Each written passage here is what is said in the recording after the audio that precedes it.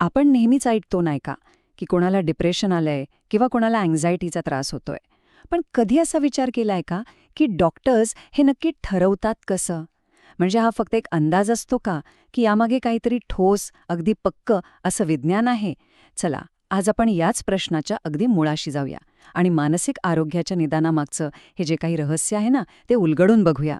तर मग मूळ प्रश्न हाच आहे. जेव्हा एखादा एक्सपर्ट, एखादा तज्ज्ञ आपल्या मनाचं आरोग्य तपासतो, तेव्हा तो नेमकं काय बघतो? तो फक्त स्वतःच्या अनुभवावरून अंदाज लावतो की त्याच्यासमोर कुठली तरी नियमपुस्तिका असते? आणि हो, हीच गोष्ट आपल्याला थेट आजच्या चर्चेच्या केंद्रस्थानी घेऊन जाते. आणि गंमत म्हणजे या प्रश्नाचं उत्तर फक्त 3 अक्षरांमध्ये आहे. DSM. DSM म्हणजेच diagnostic and statistical manual of mental disorders. आता हे खूप मोठं नाव वाटेल, पण सोप्या भाषेत सांगायचं झालं ना, तर हे डॉक्टरांसाठीचं एक गाईडबुक आहे.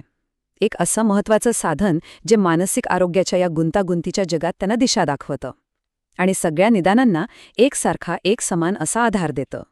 ठीक आहे, पण थांबा. आता असं वाटेल की हे तर फक्त डॉक्टरांच्या कामाचं पुस्तक आहे, आपलं काय? पण तसं अजिबात नाहीये. चला, ह्या पहिल्या भागात आपण बघूया की या एका पुस्तकाचा प्रभाव आपल्या सगळ्यांच्या आयुष्यावर, इतकंच काय, अगदी सरकारच्या धोरणांवर सुद्धा कसा पडतो. जरा विचार करा, या एका पुस्तकाचा आवाका किती प्रचंड आहे. हे फक्त डॉक्टरांच्या केबिनपुरतं मर्यादित नाहीये. म्हणजे बघा, आपण जो हेल्थ इन्शुरन्स काढतो, कोर्टात एखादा खटला सुरू असेल किंवा सरकार जी मानसिक आरोग्याबद्दलची धोरणं ठरवतं, या सगळ्यावर, अगदी सगळ्यावर DSMचा थेट प्रभाव असतो. कोणाला उपचार मिळणार आणि ते कसे मिळणार हे ठरवण्याइतकी याची ताकद आहे. पण एक मिनिट, हे DSM नेहमीच इतकं प्रभावी होतं का? नाही, त्याचा स्वतःचा एक भन्नाट इतिहास आहे. ही एक गोष्ट आहे विज्ञानाच्या प्रगतीची आणि आपलं मानसिक आरोग्याकडे बघण्याचा जो दृष्टिकोन आहे ना, तो कसा बदलत गेला याची. चला तर मग हा रंजक प्रवास आपण अनुभवूया. हे बघा, 1952 पासून ते थेट 90च्या दशकापर्यंत DSM सतत बदलत गेलंय. प्रत्येक नवीन एडिशन म्हणजे त्या काळातलं जे काही वैज्ञानिक ज्ञान होतं त्याचं ते एक प्रतिबिंब होतं. आणि प्रत्येक वेळी एकच प्रयत्न होता की निदान अधिकाधिक वस्तुनिष्ठ म्हणजे ऑब्जेक्टिव्ह आणि अचूक कसं करता येईल. पण या सगळ्यात खरा गेम चेंजर ठरला तो म्हणजे DSM-3. विचार करा, पूर्वी निदान कसं होतं? त्या व्यक्तीच्या मनात काय चाललं असेल अशा काहीशा सिद्धांतांवर आधारित होतं. पण DSM-3ने हा सगळा दृष्टिकोनच बदलून टाकला. आता फोकस होता त्या व्यक्तीमध्ये कोणती लक्षणं दिसत आहेत यावर. म्हणजे काय, तर अमूर्त कल्पनांवरून थेट ठोस, डोळ्यांना दिसणाऱ्या पुराव्यांकडे प्रवास. आणि यामुळेच निदान खूप जास्त वैज्ञानिक आणि विश्वासार्ह बनलं. आणि हा जो विस्तार आहे ना, तो आकड्यांमधून पाहिला की अजूनच थक्क व्हायला होतं. बघा, DSM-1 मध्ये होते 102 आजार. DSM-2 मध्ये हाच आकडा वाढून झाला 182. आणि DSM-4 पर्यंत तर तो तब्बल 297 वर पोहोचला. यावरून एकदम स्पष्ट दिसतंय की आपलं ज्ञान जसजसं वाढत गेलं तसतशी मानसिक स्थिती ओळखण्याची आपली क्षमताही कितीतरी पटीने सूक्ष्म होत गेली. आणि आता आपण थेट वर्तमानात येऊया. 2013 मध्ये प्रकाशित झालेलं DSM-5 आजच्या आपल्या आधुनिक जगाची जी काही गुंतागुंत आहे ना, ती समजून घेण्यासाठी हे तयार केलं गेलं आहे. आता हे जे DSM-5 आहे ना, हे फक्त एक साधा अपडेट नव्हतं, तर एक खूप मोठी सुधारणा होती. यातला सगळ्यात मोठा बदल होता मल्टी ॲक्सेल सिस्टम काढून टाकणं. आता हे काय आहे? तर बघा, पूर्वी निदान करताना ना व्यक्तीच्या वेगवेगळ्या पैलूंचा विचार, म्हणजे त्याचं व्यक्तिमत्व कसं आहे, त्याला काही शारीरिक आजार आहेत का, अशा वेगवेगळ्या लेव्हल्सवर केला जायचा. यामुळे सगळी प्रक्रिया खूपच किचकट व्हायची. ही सिस्टम काढून टाकल्यामुळे निदान खूप जास्त सरळ आणि सोपं झालं. बरं, पण या पुस्तकाच्या आत नेमकं आहे तरी काय? ते काम कसं करतं?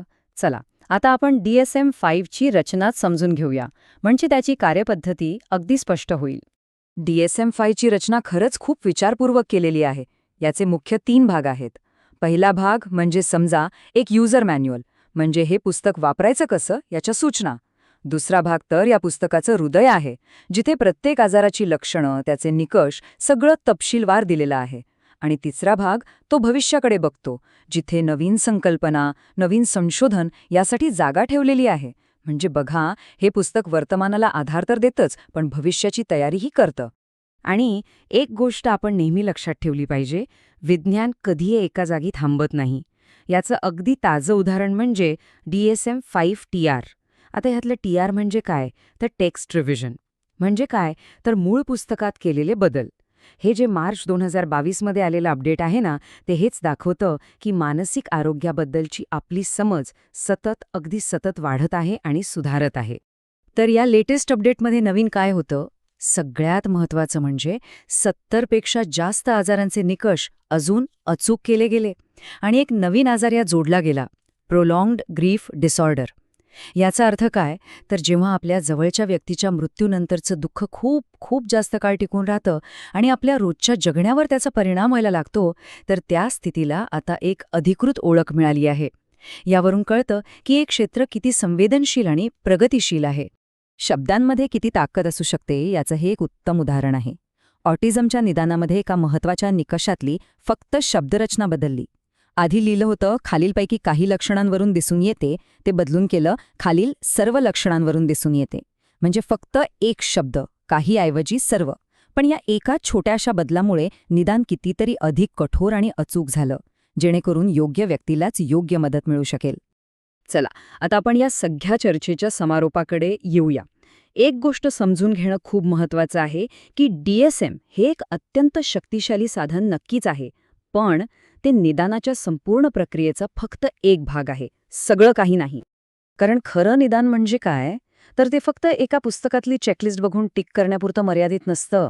एक चांगला डॉक्टर फक्त DSM वाचत नाही, तो त्याच्या समोरच्या माणसाला ऐकतो, तो त्याच्याशी बोलतो, त्याच्या भावना समजून घेतो, गरज पडल्यास इतर तपासण्या करतो. DSM एक नकाशा नक्कीच आहे, पण प्रवास तर त्या रुग्णासोबतच करायचा असतो, नाही का?